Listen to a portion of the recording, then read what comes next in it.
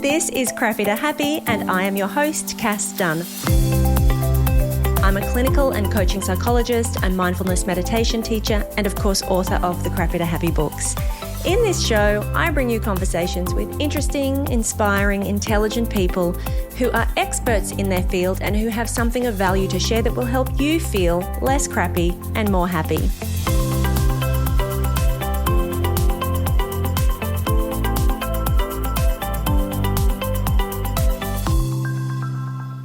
Hi, and welcome back to Crappy to Happy. I am out of the wardrobe, you'll be pleased to know.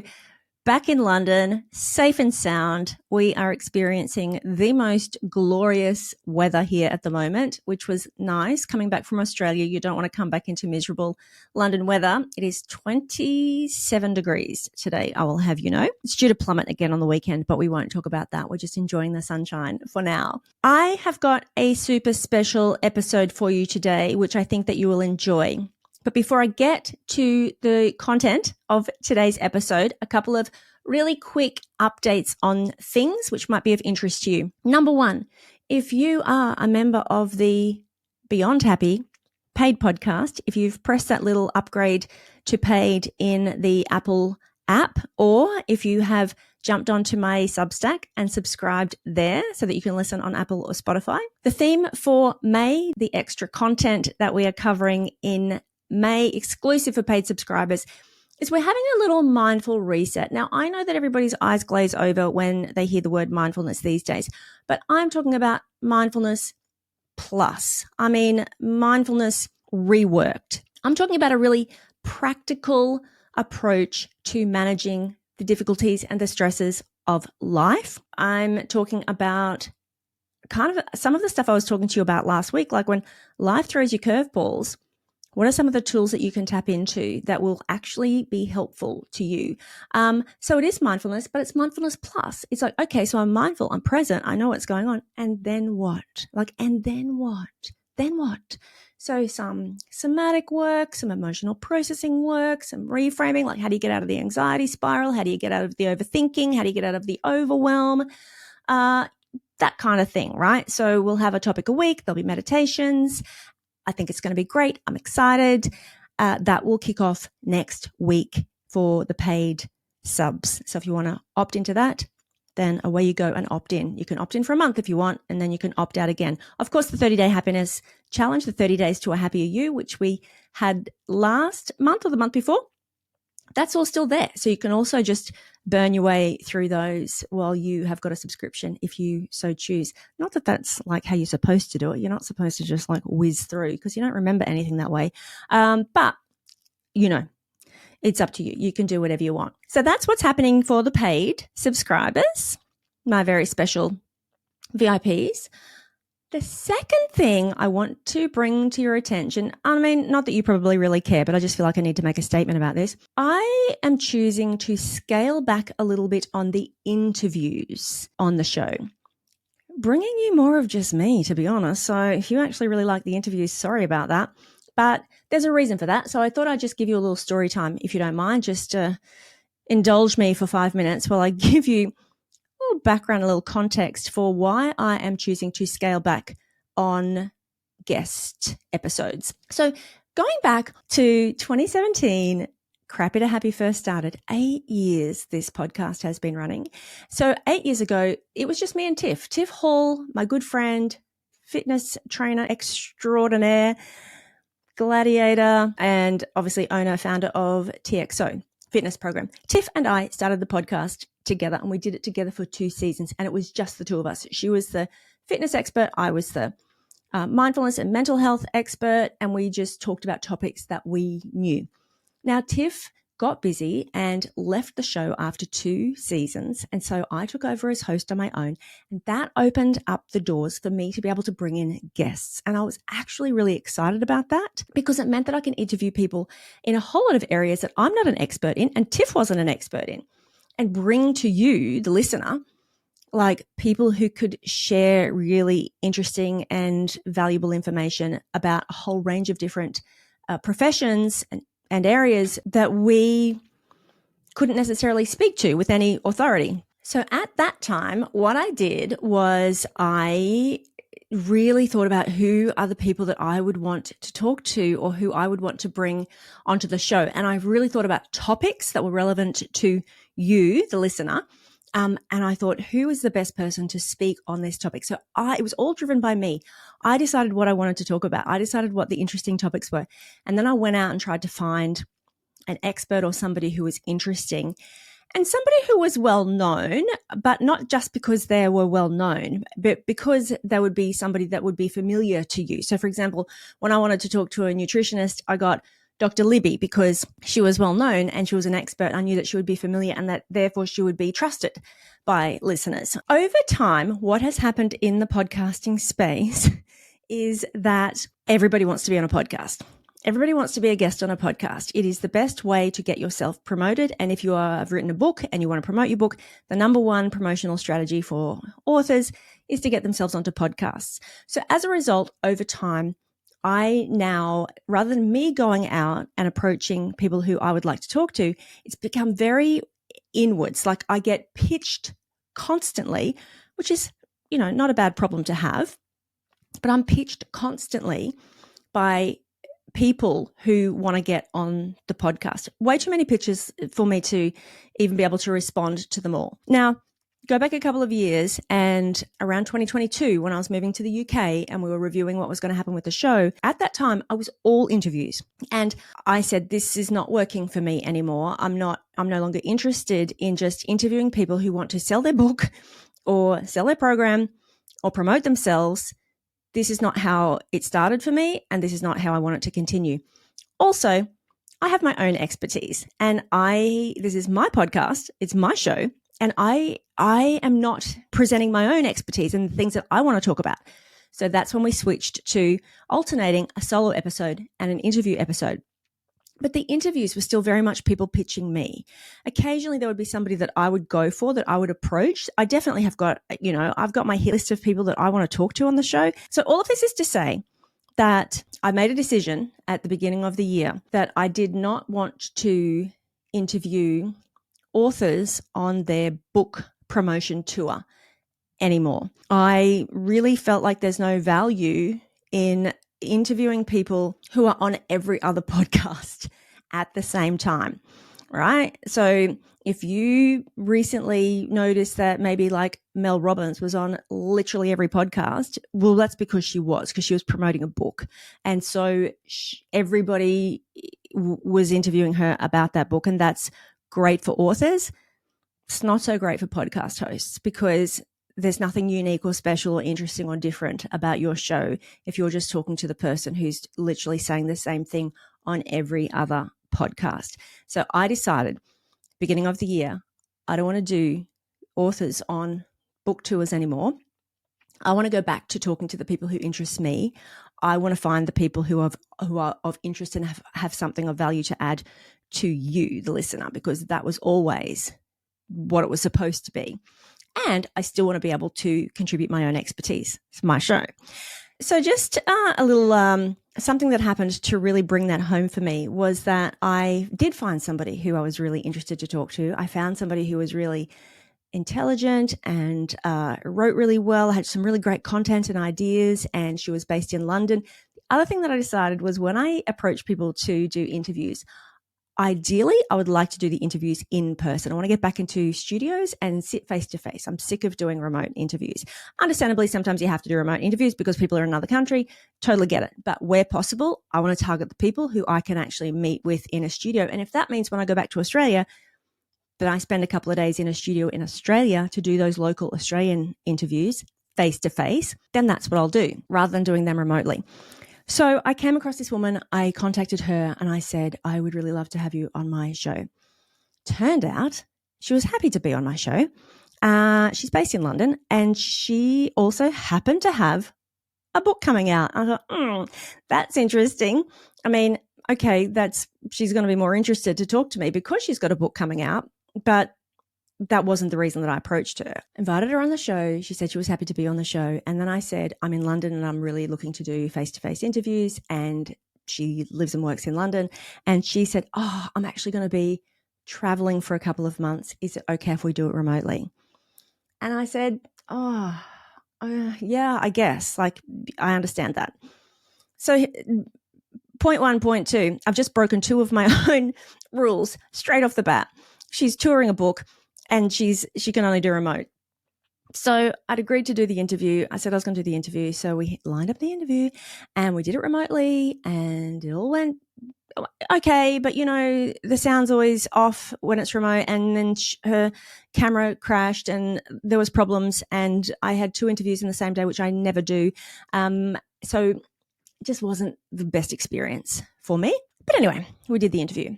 Now, what happened next was, remember, I approached this woman because I liked this woman. I liked her work. I was on her mailing list. So then I got an email from her, not personally, from her mailing list, where she was saying how she had been promoting her book. And she said, I set myself a goal to do 30 podcast interviews in like 30 days or something. And she said, and I exceeded it. And I did 60 podcast interviews, 60 podcast interviews. And then she talked about, different styles of interviewing and different podcast hosts and yada, yada, and things that happened and lessons that she'd learned. And I thought, well, you want to talk about lessons you've learned? Let me just tell you about a lesson that I just learned, because there is zero value to my audience and my listeners playing this interview and putting this episode out when you are on every other podcast right now at the same time. It 100% highlighted for me the reason why my decision was a good decision. And I haven't published the interview. And I will. I'm sure eventually I'll publish the interview. But I just made the decision there and then that I was not going to be one of those 60 that puts an interview out and here's the same person talking about the same topic just over and over again. So that's that. So less interviews, face-to-face interviews, more Cass is what I'm saying. And I think the other thing about that is that, as you know, I can do a solo episode. I can do this from my mum's wardrobe. Like, I literally recorded an episode in my mum's wardrobe, published it from the Taipei airport on the airport Wi-Fi.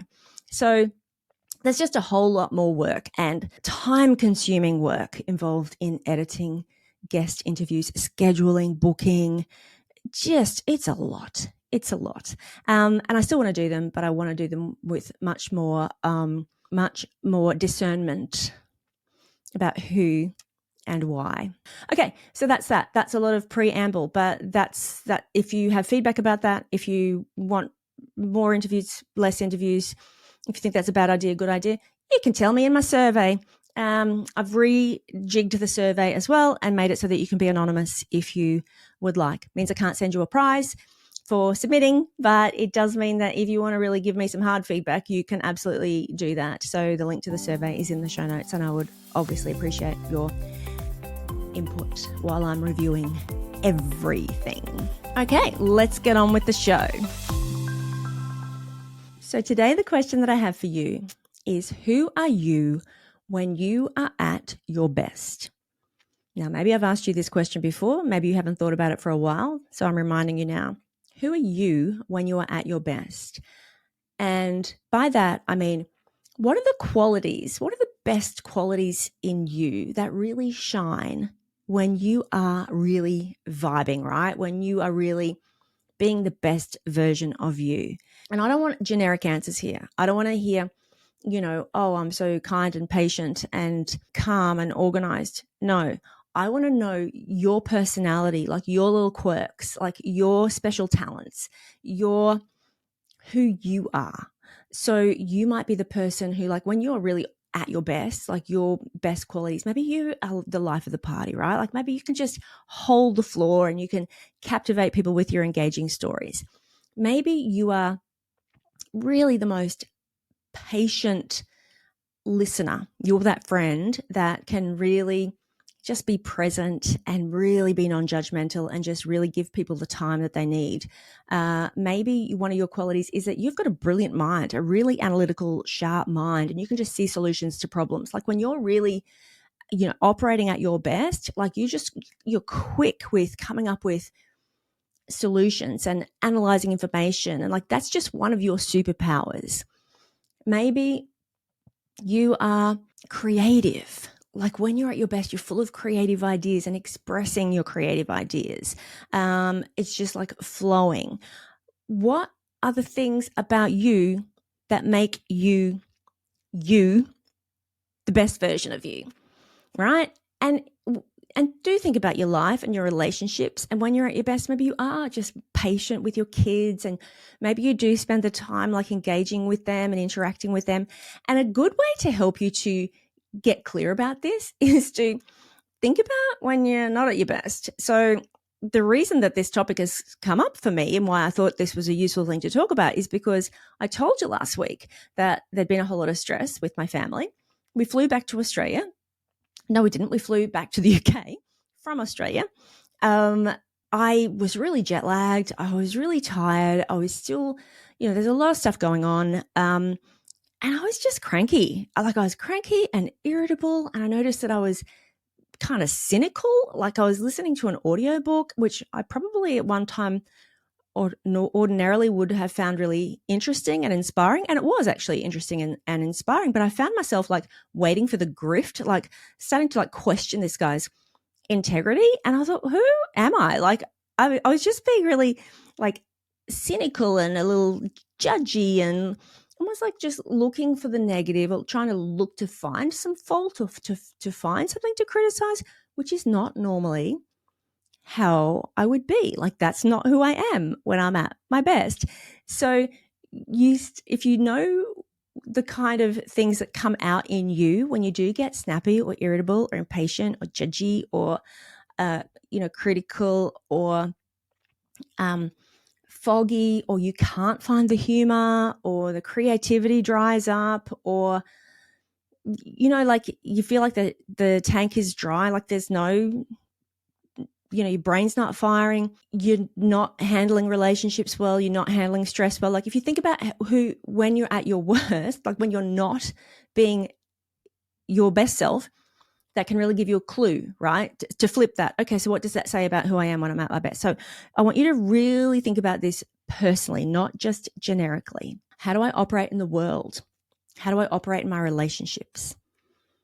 How do I show up to work, to my business, for my friends, for myself? What are my qualities? What are my best qualities? What are my talents? What are my skills that I express easily when I am at my best? So I want you to spend some time considering that. If you can write it down, that's great. Now, the next question is, what are the conditions required for you to be at your best? What circumstances, what conditions, what has to be happening in your life for you to be at your best? So this is things like, I need to be getting 8 hours of sleep a night. Like if I'm not getting sleep, it's all downhill from there. Maybe it's I'm at my best when I am not drinking alcohol, or when I'm not drinking during the week, or whatever that might be, or I'm not eating sugar, I'm not having a lot of carbs. I don't know. Like that just makes me like feel foggy and heavy. Maybe when I make time to meditate. Now, I don't want this to be a list of the perfect person who walks and meditates and gets 8 hours of sleep a night. Like I want you to really think, again, personally to you, the conditions required for you to be at your best. Maybe it's like when I have a day where I don't have the kids, but I also don't have work. When I just have a day to myself that I can just organize my life, take a rest, have some downtime. Maybe it's when I have a half a day on the weekend that I don't have to be present for anybody, that I don't have to look out for anybody else. That half a day just for me to recharge, like that really nurtures me, like replenishes me, and that allows me to be at my best. Maybe if it's in your business, I need a day without meetings, or I need no meetings before 10 o'clock. If I don't have meetings before 10 o'clock, if I've got that morning time to just like get in, assess the day, organize priorities, good as gold. Then I'm just feeling like I'm on track, I'm present, I'm connected, I'm firing, I don't feel stressed, I don't feel overwhelmed. Everything's better when I give myself that. So that's your next question in your life, in your circumstances, with your family situation, your work situation, living arrangements, whatever it is.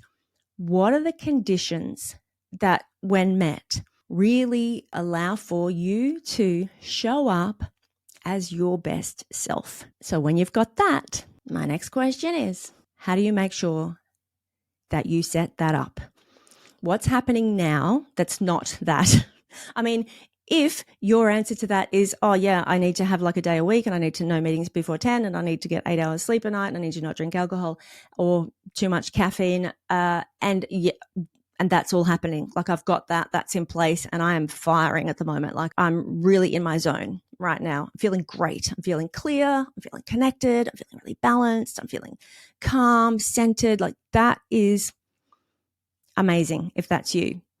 If it's not, then what might you need to change? What steps might you need to take? Shifts, tweaks to your routine. Look at your diary. What do you need to move or shift or change, or what needs to happen differently so that you can give yourself the best chance of being at your best more of the time? So I love this exercise. I sometimes do this exercise with clients. I've done this exercise at all of my retreats when I used to run retreats. It's a great exercise to actually just pause, take a step back, and really consider the specifics of like what needs to happen. Like, how do I set up my life and my environment and my schedule and my routines to really give myself the best chance? I've always, or not always, because, we're not perfect people, but as much as possible to really give myself the best chance of being able to show up, not just for myself, for all the people around me. So I can really show up as the best version of me, because everything's better when I do. I feel good about myself. Things go more smoothly. I feel just more happy and healthy and balanced, and like I'm living and expressing me, like the essence of me, and other people are seeing that. They're not getting the short-tempered, overwhelmed, snarky, judgy, impatient version of me, because nobody wants that. It doesn't feel good and doesn't feel good for anybody around you. But when you can get really clear about, okay, well, what would that take? What needs to change? The other thing that it does, once you've done this exercise, is that when you are tempted to put in that extra meeting, when somebody asks, can they see you at 9 o'clock or 8:30 in the morning, and you've already determined that actually those days when you don't start till 10, like that's when you're at your best. Then when you have Fridays free, you don't do any client face-to-face work on a Friday, and you start putting clients in on Friday, and you notice that starts cutting into your time. And, in a way, maybe sometimes it's fine. Maybe sometimes it's totally fine. You start doing it all the time and you notice that you're encroaching on your own kind of boundaries, like letting others encroach on those boundaries. And maybe you'll think twice before you do that. When you start to really appreciate the consequences of that, like when you start to really understand that, the more I do this, the more that I make these allowances, make these concessions, the more that I tell myself that, it'll be so much better if I just stay up until midnight doing this thing, because then I won't have to do it tomorrow. When you actually realize, well, actually what that means is that tomorrow I'm going to wake up tired and on the back foot, which means I'm probably going to drink more coffee, which means I'm probably going to have more sugar to prop me up and to give me a little energy burst. Actually, down the track, it's probably better if I just go to sleep and I don't push myself and work until midnight. You see what I'm saying? You make better choices when you're actually really clear about the consequences of that, and you've actually been really clear in defining what those conditions are and why that matters to you. So that's it for today.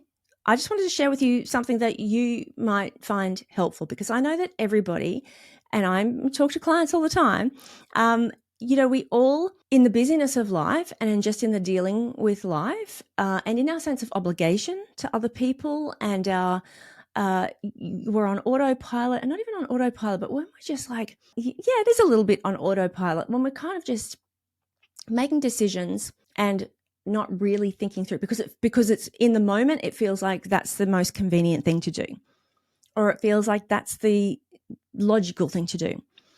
Yeah, I'll take on that extra work because I need that extra cash.